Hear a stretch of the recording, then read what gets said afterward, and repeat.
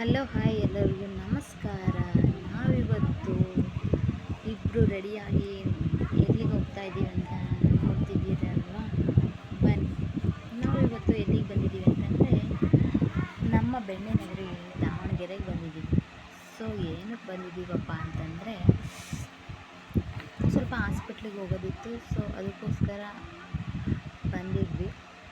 So ನೋಡ್ತಿದ್ದೀರಲ್ಲ, ಅಲ್ಲಿ ಎಷ್ಟು rush ಇತ್ತು ಅಂದರೆ ಹೇಳೋಕ್ಕೆ ಆಗಲ್ಲ. ಬಸ್ಸು ಫುಲ್ ರಶ್ ಇತ್ತು. ಅದರಲ್ಲೂ ನಡ್ಕೊಂಡು ಬಂದ್ವಿ. ಅಂದರೆ ನೋಡಿ ಜನ ಏನು ಕಾಣಿಸ್ತಿದ್ದಾರೆ. ಅದು ಅಷ್ಟರಲ್ಲಿ ನಮ್ಮ ಮನೆಯವರು ಜ್ಯೂಸ್ ಕುಡಿಸ್ತೀನಿ ಅಂತಂದು ಹಣ್ಣಿನ ಶಾಪಿಗೆ ಕರ್ಕೊಂಡು ಬಂದರು. ಅಲ್ಲಿ ಜ್ಯೂಸ್, ಪೈನಾಪಲ್ ಜ್ಯೂಸ್ ತೊಗೊಂಡೆ. ಏನೋ ಬಿಸಿಲು ತುಂಬ ಆಯಿತು ಅಂತ ಪೈನಾಪಲ್ ಜ್ಯೂಸ್ ಕುಡಿಯೋಣ ಅಂತ ಅನ್ನಿಸ್ತು. ಸೊ ಜ್ಯೂಸ್ ಕುಡಿತಾ ಇದ್ದೀನಿ.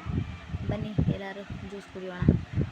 ಜ್ಯೂಸ್ ಕುಡಿದಾದ್ಮೇಲೆ ಎಲ್ಲಿಗೆ ಹೋಗ್ತಾ ಇದ್ದೀನಿ ಅಂತಂದರೆ ನೋಡ್ತಿದ್ದೀರಲ್ಲ, ನಾವು ಬಾಪೂಜಿ ಹಾಸ್ಪಿಟಲಲ್ಲಿ ತೋರಿಸ್ಕೋಬೇಕಂತ ಟೋಕನ್ ತಗೊಂಡ್ವಿ. ಹಂಗೆ ಚೀಟಿ ಮಾಡಿಸಿದ್ವಿ.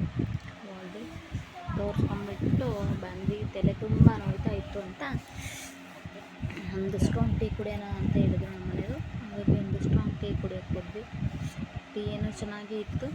ಮನೆಯವ್ರು ಊಟ ಮಾಡು ಅಂದರು. ನಾನು ಬೇಡ, ಟೀ ಕುಡಿತೀನಿ ಅಂತ ಹೇಳಿ ಬಂದೆ. ಅಷ್ಟರಲ್ಲಿ ನಮ್ಮ ಅತ್ತೆ ಹೊಟ್ಟೆ ಹಶ್ವಾಗೈತೆ, ಬನ್ನಿ ಊಟ ಮಾಡೋಣ ಅಂತ ಹೇಳಿದ್ರು. ಒಂದು ಹೋಟೆಲ್ಗೆ ಹೋಗಿದ್ವಿ. ಅಲ್ಲಿ ಚೆನ್ನಾಗಿತ್ತು ಬಿರಿಯಾನಿ. ಏನು ತಿಂತೀಯ ಅಂದರೆ ನಾನು ಬಿರಿಯಾನಿ ತಿಂತೀನಿ ಅಂತ ಅಂದೆ. ಅಷ್ಟರಲ್ಲಿ ಒಂದು ಪ್ಲೇಟ್ ಬಿರಿಯಾನಿ ಬಂತು. ಸೊ ನನ್ನ ಫೇವ್ರೆಟ್ ಬಿರಿಯಾನಿ ಬಂತು. ಸೊ ತಿನ್ನೋಕ್ಕೆ ಸ್ಟಾರ್ಟ್ ಮಾಡಿದೆ.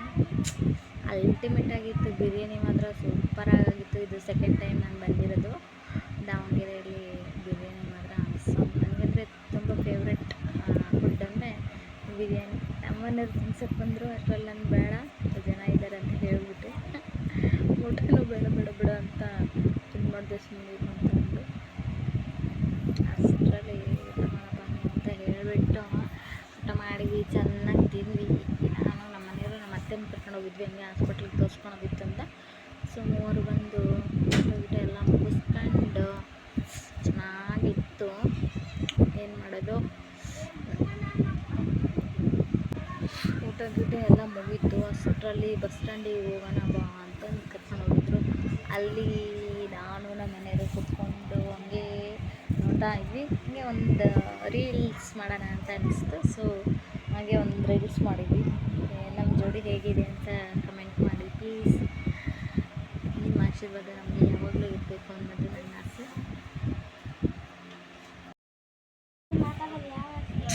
ಅಲ್ಲಿ ಅಕ್ಕಪಕ್ಕದವರೆಲ್ಲ ನಮ್ಮನೆ ಮಾಡ್ತಾಯಿದ್ರು.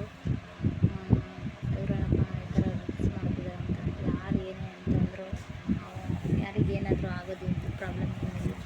ಸೊ ನಮಗೆ ನಾವು ಚೆನ್ನಾಗಿರ್ಬೇಕು ಅಂತ ಅನ್ನಿಸ್ತು. ಸೊ ಹಾಗಾಗಿ ನನಗೆ ರೀಲ್ಸ್ ಮಾಡೋದಂದರೆ ತುಂಬಾ ಇಷ್ಟ. ಬ್ಲಾಗ್ಸು, ರೀಲ್ಸು ಮಾಡೋದಂದರೆ ತುಂಬ ಇಷ್ಟ. ಸೊ ಮಾಡಿದ್ವಿ, ಚೆನ್ನಾಗಿ ಇಷ್ಟ ಆಯಿತು. ಆಮೇಲೆ ಹಂಗೆ ತಮಾಷೆ ಮಾಡ್ಕೊತ ಮತ್ತು ಏನೋ ತಿಂತಾ ಇದ್ದೆ. ಹಾಗೆ ಕುತ್ಕೊಂಡಿದ್ದೀನಿ ನೋಡಿ ಫ್ರೆಂಡ್ಸ್. ಚೆನ್ನಾಗಿ ಕುತ್ಕೊಂಡೆ. ಬಟ್